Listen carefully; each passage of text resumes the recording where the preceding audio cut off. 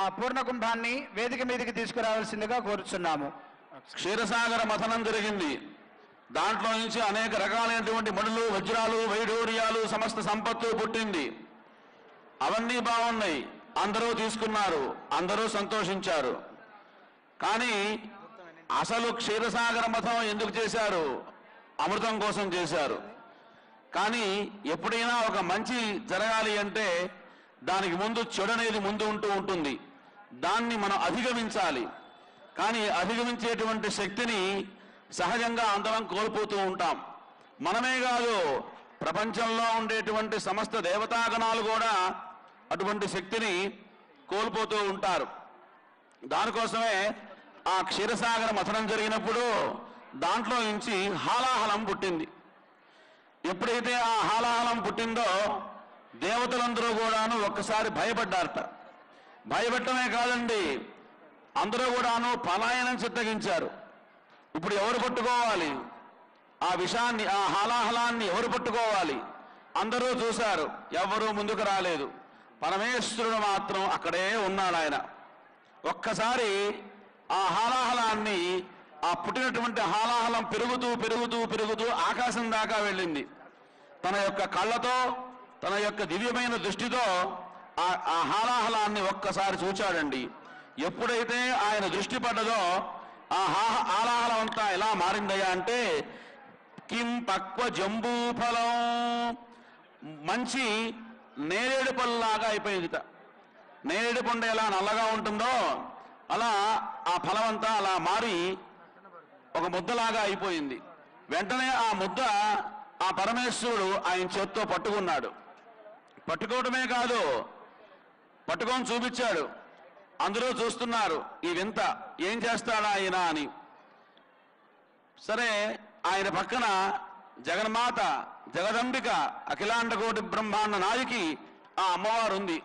ఎందుకంటే వివాహ సమయంలో ఆయన ఓ మాట ఇచ్చాడు, ధర్మేచ అర్థేచ కామేచ త్వయా ఏషా నాతి చరితవ్యా. ధర్మార్థ కామాల్లో ఏనాడు కూడాను నిన్ను నేను అతిక్రమించి వెళ్ళను అని మాట ఇచ్చాడు. ఆ మాట నిలబెట్టడం కోసం ఆ పరమేశ్వరుడు ఒక్కసారి అలా అమ్మవారిని చూచాటండి. ఆ చూపులో చాలా చూపు గురించి భగవత్పాదుల వారు వర్ణన చేస్తారు. ఏమిటయ్యా అంటే, ఎందుకు చూచాట అంటే, నేను ఈ విషయాన్ని గనక మింగకపోతే ఇది ప్రపంచాన్ని మింగేస్తుంది.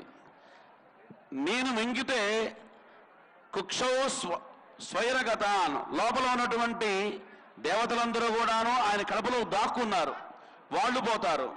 బయటకు వదిలేద్దామా, బయట సమస్తమైనటువంటి జీవరాశులు కొట్టుకోపోతాయి. ఇప్పుడు నన్ను ఏం చేయమంటావు అని అమ్మవారిని అడిగాట పార్వతీ పరమేశ్వరుడు. అడిగితే ఆవిడ ఏం చేసిందంటే చాలా గొప్పగా జిహ్వాయాన్నిహితస్య సిద్ధఘటికా వా కంఠే దేశే భృతః, హాయిగా తీసుకో, ఏం పర్వాలేదు, నాకు నువ్వు మంగళసూత్రం కట్టావు, నా మంగళసూత్రం చాలా గట్టిదయ్యా, నిన్ను ఏమీ చేయదు, హాయిగా మింగేసేంత. ఆ పరమేశ్వరుడు ఏం చేశాడంటే ఆ చేత్తో పట్టుకున్నటువంటి విషాన్ని నేరేడు పండులాగా మార్చినటువంటి ఆ పండుని, విషరూపమైనటువంటి పండుని అమాంతం నోట్లో వేసుకున్నాడు. జిహ్వాయాం, నేలకి మీద పెట్టుకున్నాడు. అక్కడి నుంచి కొద్దిగా లోపలికి పోనిచ్చాడు. అంతకంటే లోపలికి వెళ్ళిందా లోపల ఉంటే వాళ్ళందరూ కూడా చచ్చిపోతారు, బయట ఉంటే బయట వాళ్ళు పోతారు. అంటుకోవటం ఆయన మింగకుండా కక్కకుండా నాటి నుంచి నేటి వరకు ఆ మహానుభావుడు ఆ కంఠంలో పెట్టుకున్నాడు. అందుకోసమే ఆయనకి నీలకంఠుడు, గరుడకంఠుడు అని పేరు వచ్చింది. మనం అంటూ ఉంటాం మింగలేకపోతున్నాం, కక్కలేకపోతున్నాం అని. కానీ మన కోసం యుగ యుగాలుగా కల్పకల్పాలుగా ఆ పరమాత్మ పరమేశ్వరుడు ఆ హాలాహలాన్ని మింగకుండా కక్కకుండా జాగ్రత్తగా అలా పట్టుకున్నాడు. కాబట్టే మన అందరం ఇక్కడ బ్రతికున్నాం, జీవించున్నాం, ఆయురారోగ్య భోగభాగ్యాలతో ఉన్నాం. అంచేతనే పరమేశ్వరుడికి ఎప్పుడూ అభిషేకం చేస్తూ ఉంటారు. ఎందుకు అంటే ఆ విషం నుంచి పుట్టేటువంటి అగ్ని ఏదైతే ఉందో చాలా వేడిని కలిగిస్తుంది.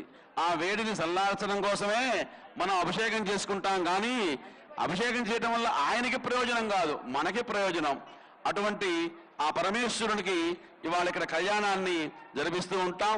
ఆయన యొక్క దివ్యానుగ్రహం మనందరికీ ఉండుగాక అని ప్రార్థిస్తూ ఆ తదుపరి మధుపర్క ప్రాసన కార్యక్రమాన్ని ఆచార్య స్వాములు, ఎందుకంటే స్వామివారికి మధుపర్కం ఇచ్చే ముందే ఆ లోపల ఉన్న విషయం గురించి మనం చెప్పుకోవాలి, అంచేత ఆ మధుపర్కాన్ని ఇప్పుడు సమర్పిస్తున్నారు. నమః పార్వతీపతయే హర హర మహాదేవ.